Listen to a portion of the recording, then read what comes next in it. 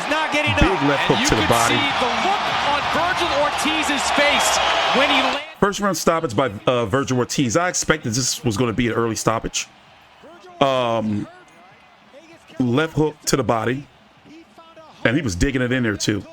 Mind you, before we let's talk. For those who don't know, this is happening on August the 3rd in LA in the BMO Stadium, and the card is going to feature Vergil Ortiz now taking on Tim Tszyu. Tim Tszyu is now in camp after losing to Sebastian Fundora just a little less than a month ago. And Vergil Ortiz just got the call this last Tuesday. It is Saturday, April 27th, 2024. He did what he was supposed to do. This is only his second round in about 2 years or so, but at the same time, he didn't want to go in there, go on the distance with Tomas Dulorme at 154 pounds. Really, they weighed in 156 and just a little under 156 for Dulorme. So it would have been a bad look for Vergil Ortiz to go in there being the bigger fighter. Despite both of the fighters competing at 140 pounds in the past, I still consider he was digging that left hook too. And it's going to look right there, and it's going to come up, like kind of like upwards, like it was the perfect angle. Put him down. Here it is. Watch this. Boom. Put him down, rolling around in pain. But yeah, big power difference, as you can see right there from Vergil Ortiz. I expected it to end in knockout. I didn't think this fight was going to go past 4. However, my thought process was like, yo, I won't be surprised if this shit gets over in 1 round, which is why I was sitting here ready. By the way, I watched this whole card. Jojo Diaz is looking pretty done. Yeah. Marlon Esparza got a clean, well, actually she lost, but a lot of people thought that she should have got the closer decision, but the way the first fight went between her and the girl, nobody's really upset about it. So yeah, Dulorme been around for years. For example, Dulorme fought Terence Crawford at 140 9 years ago. Let's listen in. Take your time out, like the video, subscribe. It takes a lot of courage and a lot of heart. Thomas Dulorme refused to get up. Great card. I'm going to talk about it.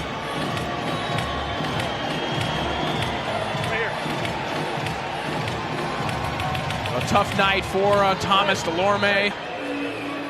We'll have plenty to think about in terms of where he'll go with his career next. Sorry, guys. Well, bragging rights are on the line for promotional rivals Queens. We're waiting for them to read the particulars and listen to the post-fight interview. But just because he's getting Tim Tszyu, a week ago today, he didn't know he was getting Tim Tszyu. So his team putting him against Tomas Dulorme is a disgrace. They could have found somebody better. Winner by knockout, still undefeated, 21-0, 21 knockouts from Grand Prairie, Texas, Vergil Ortiz Jr.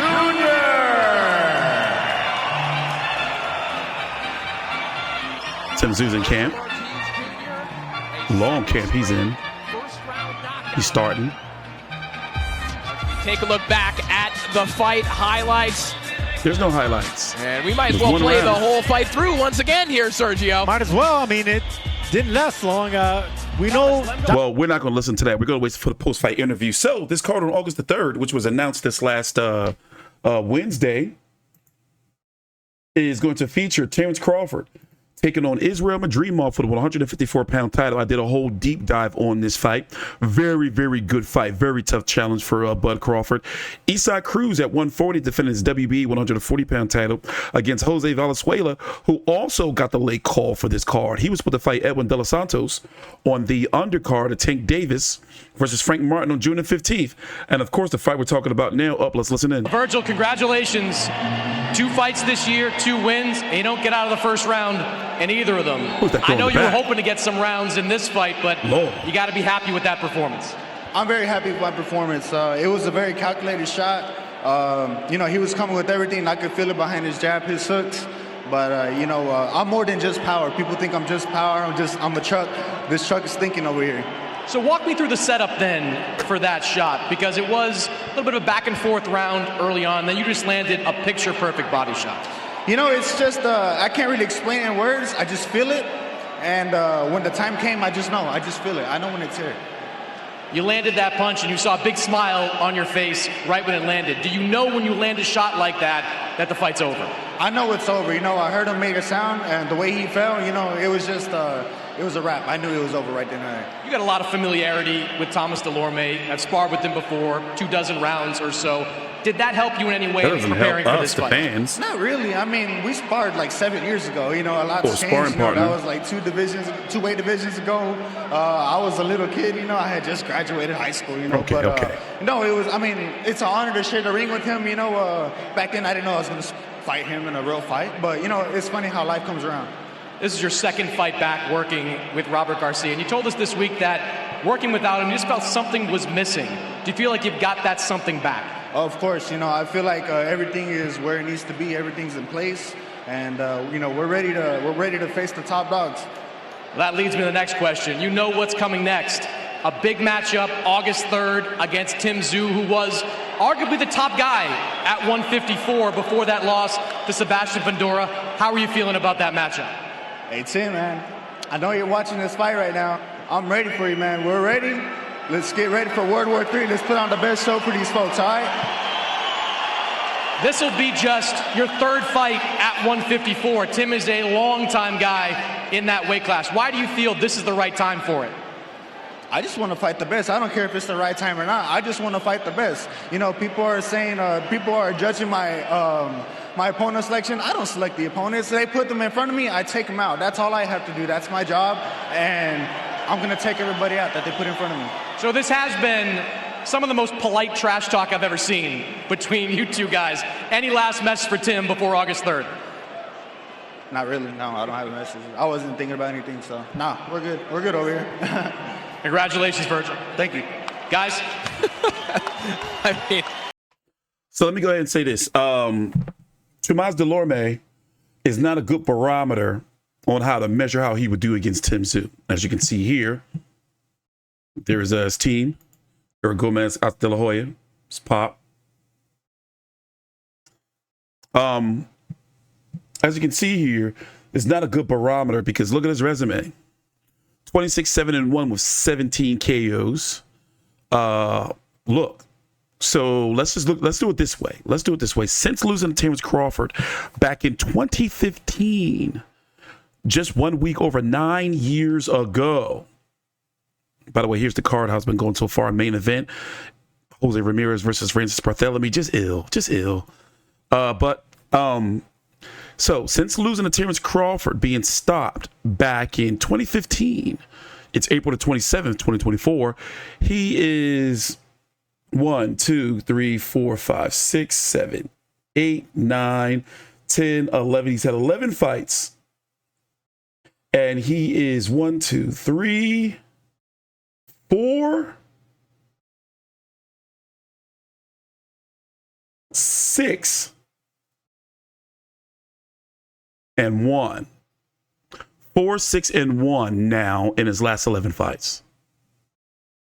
And that's not even the worst of it. This is first fight at 154. Not just that, above the 154-pound limit where he weighed in at 154.5 and 155.5. I don't know if it was either fighter that was struggling to make weight, but I noticed they had a ceremonial weigh-in yesterday.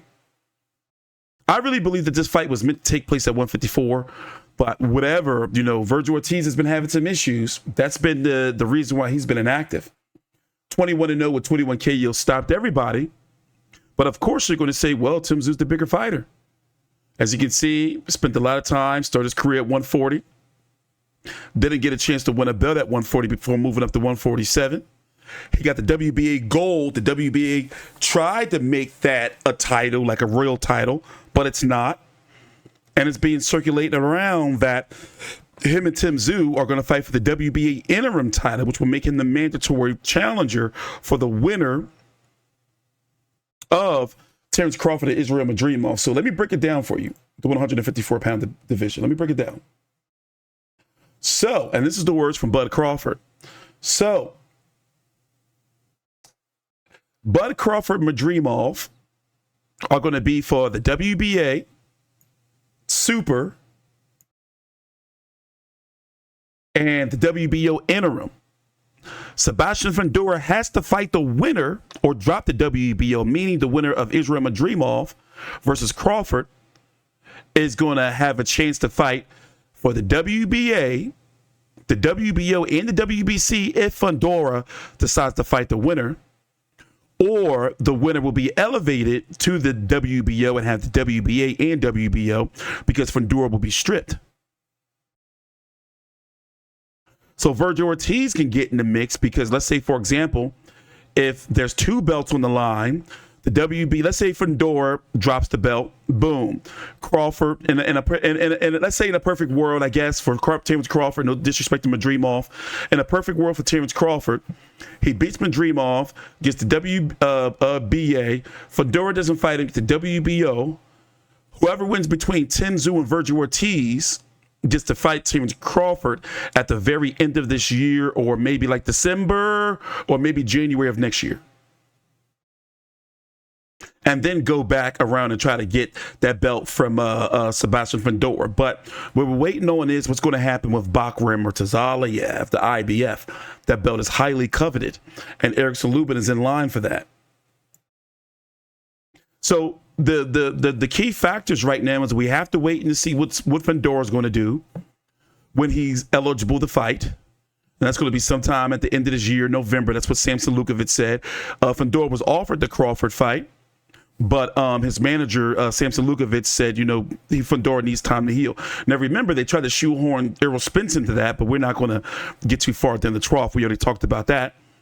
So it looks like the Saudis, Vergil Ortiz made a good decision.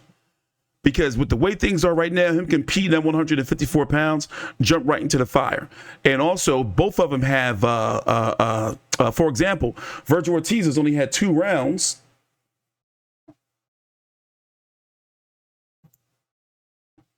Vergil Ortiz only had 2 rounds since 2022.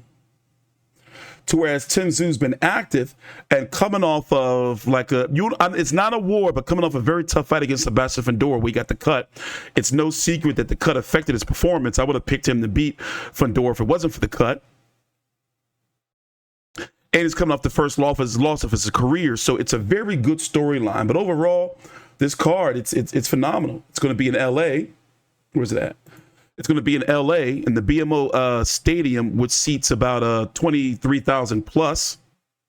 And you have Isaac Cruz, Venezuela, Tim Tszyu, Vergil Ortiz, Andy Ruiz, Big Baby Miller, David Morrell versus Hot Rod Kalajdzic, Andy Cruz versus Antonio Moran. We don't know if it's going to be on pay-per-view or not. It's going to be on the Zone, but amazing. Thanks for watching. Please take your time out, like the video, subscribe, and TstreeT Controversy with 5v360.